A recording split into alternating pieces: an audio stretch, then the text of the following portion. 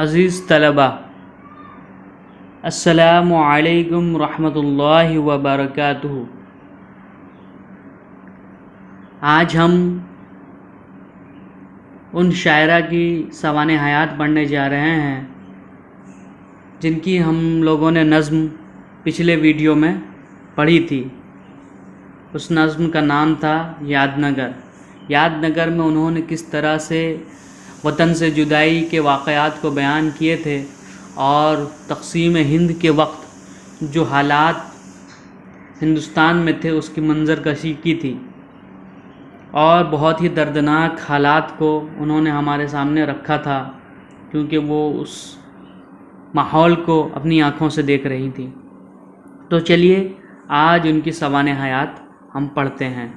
شفیق فاطمہ شیرہ، ان کا اصل نام تھا شفیق فاطمہ اور تخلص تھا شیرہ۔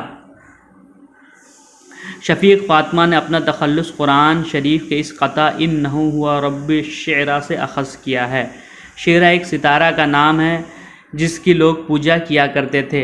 شیرہ کی پیدائش 17 مئی 1930 کو ناگپور میں ہوئی تھی۔ شیرہ کا انتقال 13 اگست 2012 کو حیدرآباد میں ہوا تھا۔ شیرہ کے والد کا نام سید شمشاد علی تھا اور والدہ کا نام ظفر النساء بیگم جو شاعرہ تھیں۔ شیرہ کا آبائی وطن سہارنپور کا ایک گاؤں مادھوپور تھا۔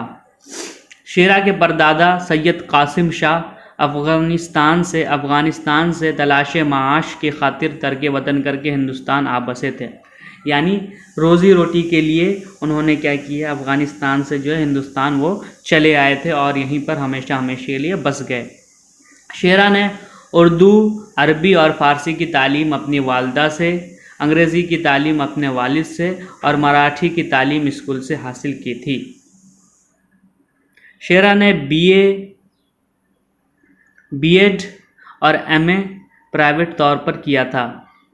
شیرہ حافظ قرآن بھی تھیں۔ انہوں نے خود کسی استاد کے بغیر اپنے شوق سے قرآن شریف حفظ کیا تھا۔ شیرہ نے گیتا مراٹھی میں پڑھی تھی۔ انہوں نے نظم شفیع الامم میں گیتا کی جانب اشارہ کیا ہے۔ شیرہ کی شادی 1965 میں ہوئی تھی اور وہ اس کے بعد حیدرآباد آ گئی تھیں۔ اس سے پہلے ناگپور اور اورنگ آباد میں وہ رہتی تھیں۔ شیرہ نے آزاد کالج اورنگ آباد میں بطور لیکچر معلمی کا فریضہ انجام دیا، یعنی وہاں پہ اورنگ آباد میں جو ہے وہ بطور لیکچر ٹیچر جو ہے وہاں پہ انہوں نے کام کیا۔ شیرہ نے 19-20 سال کی عمر میں اپنی بڑی بہن کے لیے نذرانہ کے عنوان سے ایک نظم لکھ کر اپنی شاعری کی ابتدا کی تھی۔ شیرہ نے بچپن میں علامہ اقبال کی پیام مشرق کا منظوم ترجمہ کیا تھا۔ یہ علامہ اقبال کا مشہور زمانہ نظم ہے پیام مشرق، اس کا انہوں نے ترجمہ بھی جو کیا تھا وہ منظوم کیا تھا۔ شیرہ نے باضابطہ شاعری کا آغاز 1952 سے مانا جاتا ہے جب ان کی نظم فصیل اورنگ آباد رسالہ شاہراہ میں شائع ہوئی۔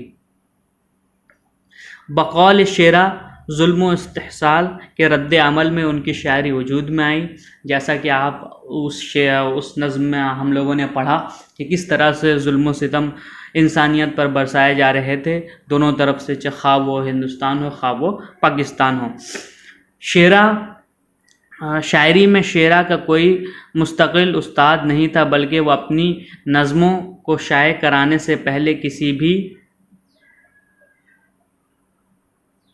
ادیب یا شاعر سے دکھوا لیتی تھیں۔ شیرہ فارسی شعراء میں حافظ سے غایت درجہ متاثر تھے۔ حافظ ایک بہت بڑے شاعر ہیں فارسی کے، ان سے وہ متاثر تھے۔ شیرہ کی شاعری میں اجنتا اور ایلورا کی گپھاؤں، ٹیپو سلطان، ستیا، حضرت ابراہیم، حضرت اسماعیل، حضرت یوسف علیہ السلام، شیام اور نندو وغیرہ کا ذکر ملتا ہے۔ شیرہ نے شعری مجموعہ آفاق نوا میں شامل نظم فخر کا الاؤ اپنے والد مرحوم کی یاد میں لکھی ہوئی نظم بتایا ہے۔ شیرہ نے اپنی نظم صدا بصحرا کو ایک خود نوشت قسم کی نظم بتایا ہے۔ شیرہ کے کارنامے: شیرہ کے 4 شعری مجموعے گل صفورہ ان کا پہلا مجموعہ، آفاق نوا، کرن یادداشت، سلسلہ مکالمات، یہ جو ہیں ان کے شعری کارنامے ہیں جو انہوں نے لکھے ہیں۔ اب آئیے ان کی شاعری خصوصیت کیا ہے۔ شیرہ بنیادی طور پر نظم کی شاعرہ ہیں۔ ان کے نظم کا اسلوب اور مرکزی خیال اتنا منفرد ہوتا ہے کہ کبھی کبھی نظم بہت پیچیدہ معلوم ہوتی ہے۔ وہ نظم کا مفہوم پوری طرح گرفت میں نہیں آتا۔ اکثر نظموں میں شیرہ نے اسلامی تاریخ، قرآنی واقعات سے بھی مدد لی ہے۔ انہوں نے موجودہ زمانے کے تہذیبی اور سیاسی مسائل کو جس انداز سے نظموں کا موضوع بنایا ہے، اس سے بھی ان کا منفرد اسلوب نمایاں ہوتا ہے۔ یاد نگر ایک نمائندہ نظم ہے۔ اس نظم کا آہنگ اور اس کا مخصوص نغمہ قاری کو متوجہ کرتا ہے۔ اس نظم میں وطن سے دوری یا جلا وطنی کے احساس کو بہت خوبی سے نظم کیا گیا ہے۔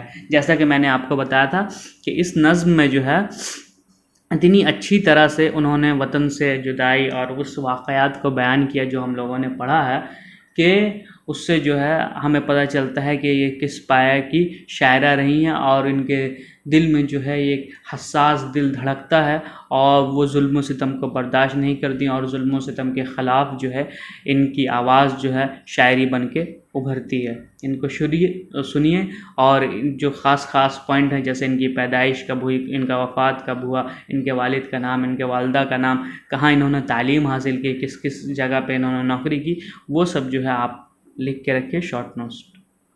شکریہ۔